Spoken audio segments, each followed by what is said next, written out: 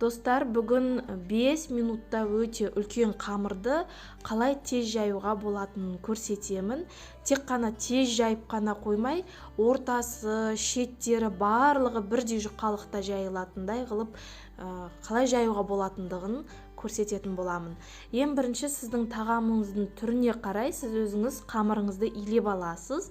Жақсы иі қанып болғаннан кейін, мен мысалға қамырды илегеннен кейін 2 сағат кемінде қойып қоямын. Иі қанып тұрған қамыр жақсы жайылатын болады.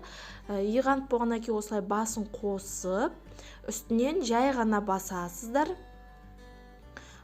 Яғни бірінші оқтаусыз қолдың көмегімен қамырды осылай қолмен жайлап басу арқылы жайып аласыздар.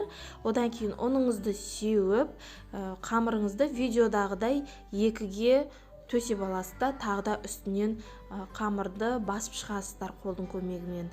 Міндетті түрде бір шетін ғана осылай бір рет қана қайырмай, симметриялы шет-шеттерінің барлығы бірдей болатындай, особенно ортасын баспаңыздар, тек шеттерін ғана басып отырсаңыздар жеткілікті болатын болады. Енді қамырымызды оқтаудың көмегімен жая бастаймыз. Мен біріншіден қамырды жайған кезде тек шеттерін ғана осылай сағат тілімен айналдыра отырып, тек шеттерін ғана жайып бастаймын. Бір рет круг жасап сағат тілімен айналдырып болғаннан кейін бірақ қамырымды толығымен осылай жаямын.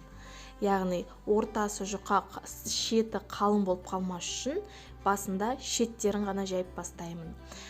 Міндетті түрде қамырды жайып атқан кезде ортасына ұн сеуіп отыруды ұмытпаңыздар, себебі қамырыңыз жабысып қалуы мүмкін. Басында көбірек себе беруге болады, бірақ қамырды уже бітуге таяп қалған кезінде ұнды көп сеппеулеріңізге кеңес беремін.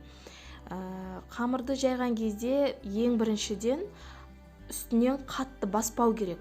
Егер үстінен қатты басатын болсаңыздар, қамырыңыздың бір шеті жұқа, бір шеті қалың, қисық-қисық болып жайылуы мүмкін.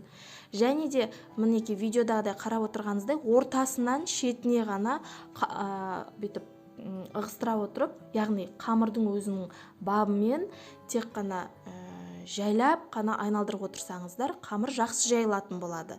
Енді қыздардың көбінесе қамыр жайғандағы проблемасы ол шеттері қалың болып кетеді, ортасы жұқа болып кетеді. Сондай жағдайда мінекей мен мына видеодағыдай көрсеткенімдей қамырды бүктеп алып жайсаңыздар болады.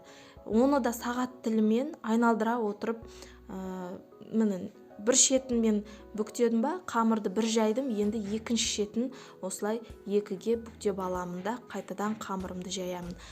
Бұны да сағат тілімен бір рет айналдырып, қамырды бір круг жасап болғаннан кейін бірақ толықтай қамырды жаюға кірісетін боламын.